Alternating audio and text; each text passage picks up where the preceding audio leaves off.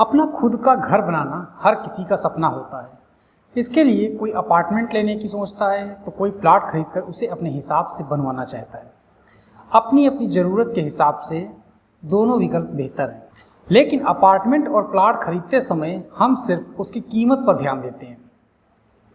कीमत ज़्यादा ना हो, एक संतुलित बजट के लिए ज़रूरी होता है, लेकिन कीमत से भी ज़्यादा ज़रूरी कुछ बातें होती हैं जिन्हें हम नज़रअंदाज करते हैं और फिर समय के साथ आपको उसकी कमी का एहसास होने लगता है। आज के वीडियो में हम ऐसी ही कुछ बातों को देखेंगे जो हर किसी को मकान अथवा प्लॉट लेते समय ध्यान में रखनी चाहिए। तो चलिए शुरू करते हैं।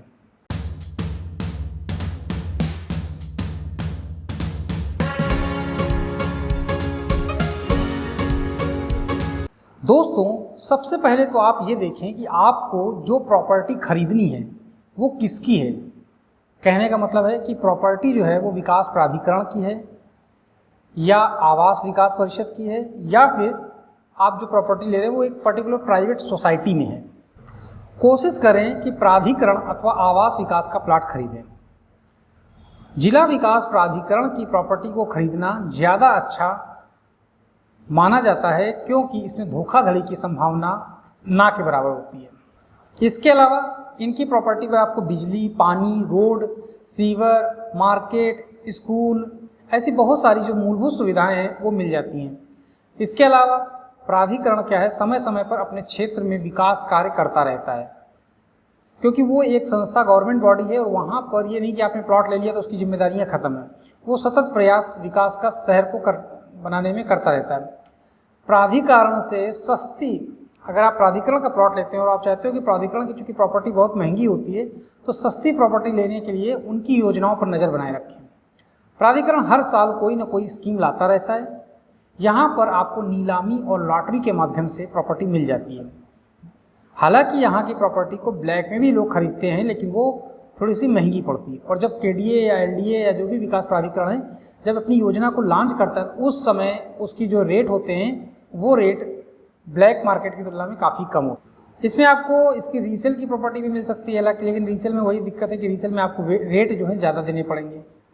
तो ओवरऑल ये आप समझ लो कि प्राधिकरण की प्रॉपर्टी हुई, आवास विकास की प्रॉपर्टी हुई, ये प्रॉपर्टी आपको थोड़ी सी महंगी जरूर पड़ती है, लेकिन काफ़ी फ़ायदे की होती है।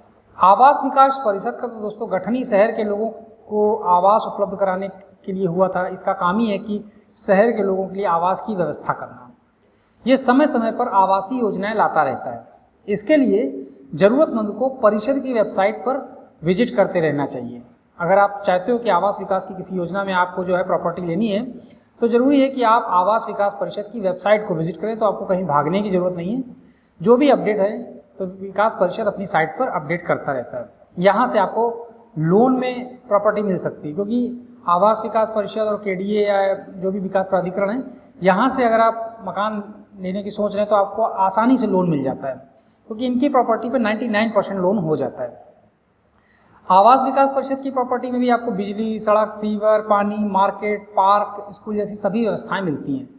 आवास विकास परिषद, बल्कि दोस्तों आपको बताएं कि यहाँ पर जो आवास विकास परिषद की योजना होती है वहाँ पर पार्क और सड़कें वगैरह ज़्यादा बेहतर होते हैं अपेक्षाकृत विकास प्राधिकरण के। तो ये तो दोस्तों हमने आपको बताया कि अगर आप आवास विकास और प्राधिकरण की साइट पर जाकर प्लॉट लेते हैं। अगर आप सोसाइटी की ज़मीन पर प्लॉट खरीद रहे हैं तो आपको काफ़ी कुछ देखने की ज़रूरत है। सबसे पहले तो जहाँ पर प्लॉट ले रहे हैं उस ज़मीन की पड़ताल करें कि ज़मीन में कोई विवाद तो नहीं है। इसके बाद ज़मीन के वास्तविक मालिक के बारे में पता करें। जो रजिस्ट्री करेगा वही उसका वास्तविक मालिक होगा। दोस्तों, ज़्यादातर मामलों में इस तरह की प्लॉटिंग किसान से एग्रीमेंट करके बेची जाती है, तो कई ऐसे केस में वास्तविक जो मालिक होता है वो किसान ही होता है। प्रॉपर्टी डीलर भले ही कहे कि ये मेरी पूरी ज़मीन है, लेकिन जो रजिस्ट्री जो करता है वही असली मालिक है, ना कि बिल्डर अथवा प्रॉपर्टी डीलर। ज़मीन लेने से पहले और बाद राजस्व रिकॉर्ड, जिसको बोलते हैं दाखिल खारिज, में नामों को भली भांति चेक कर ले। मतलब जिसकी ज़मीन ले रहे हैं उसका नाम राजस्व रिकॉर्ड में है कि नहीं है, और आप लेने के बाद आपका नाम चढ़ेगा कि नहीं चढ़ेगा, सारी बातें पड़ताल प्लॉट खरीदने से पहले कर लें। ठीक है। इसके अलावा जो सबसे मेन बात आती है, चूँकि अब यहाँ पर लोग ध्यान नहीं देते कि प्लॉट जो ले रहे हैं उसकी चौड़ाई कितनी, मतलब उसका फ्रंट कितना चौड़ा है, कितना लंबा है। ये बहुत महत्वपूर्ण चीज़ें हैं दोस्तों। इससे आपके मकान का नक्शा पूरा डिपेंड होता है। सामने की तरफ किस साइड में रोड है, रोड कितनी चौड़ी है, हम ये सारी चीज़ें बहुत फैक्ट माने रखते हैं। कोशिश करें कि 25 फुट से कम चौड़ी रोड पर प्लॉट ना खरीदें। केडीए अथवा आवास विकास में अगर प्लॉट ले रहे हैं तो 20 फुट सड़क है तब भी चल जाएगा, लेकिन अगर सोसाइटी में प्लॉट खरीद रहे हैं तो कम से कम 25 फुट चौड़ी रोड पर प्लॉट लें, नहीं तो आपको पछताना पड़ेगा। क्योंकि सोसाइटी में क्या होता है दोस्तों, प्रॉपर्टी डीलर एक जैसे प्लॉट नहीं काटते हैं। ये क्या करेंगे, एक प्लॉट छोटा तो अगला 200 गज का, फिर 50 गज का। तो ऐसे में क्या होगा, सड़क अगर कम चौड़ी होगी तो आपको काफ़ी समस्याओं का सामना करना पड़ेगा। तो इसके लिए ज़रूरी है कि जो भी आप सोसाइटी देख रहे हैं उसका साइट मैप जरूर देख लें, और साथ ही साथ ये भी देखें कि मैप जो है संबंधित संस्था से अप्रूव्ड है कि नहीं है, इसके बारे में पता करें। इसके अलावा जिस सोसाइटी में आप रहने के लिहाज से प्लॉट लेने जा रहे हैं वहाँ पर पार्क है कि नहीं है, सामुदायिक केंद्र आदि के लिए ज़मीन छोड़ी गई है कि नहीं छोड़ी गई है, इसका जिक्र जो है लिखा पढ़ी में जरूर करवा लें। अगर ज़मीन छोड़ी गई है तो नहीं है तो वो बताएगा भैया पार्क नहीं है, लेकिन अगर कह रहा है कि यहाँ पार्क है तो वो नक्शे में और लिखा पढ़ी में आना चाहिए कि आपके मकान के सामने पार्क है या साइड में पार्क है, जो भी है। इसके अलावा आसपास कोई कमर्शियल एक्टिविटी तो नहीं कर रहा है, ये भी चेक करना जरूरी है। अगर हो रही है तो आपके आवाज़ से कितनी दूर है ये भी डिपेंड करता है, नहीं तो पता चला वहाँ की जो शोरगुल की आवाज़ है वो आपको परेशान कर दे, आप वहाँ रह ही नहीं पाएँ। तो ये कुछ बहुत ज़रूरी चीज़ें जिनको आपको प्लॉट खरीदने से पहले ध्यान देना जरूरी है। इलाके में ग्राउंड वाटर का लेवल क्या है, पानी पीने में कैसा है, क्योंकि इन प्लाटों में पानी की आपूर्ति के लिए आपको समरसीबल लगवाना पड़ेगा। अगर वाटर लेवल ज़्यादा नीचे है तो आपको दिक्कत उठानी पड़ेगी।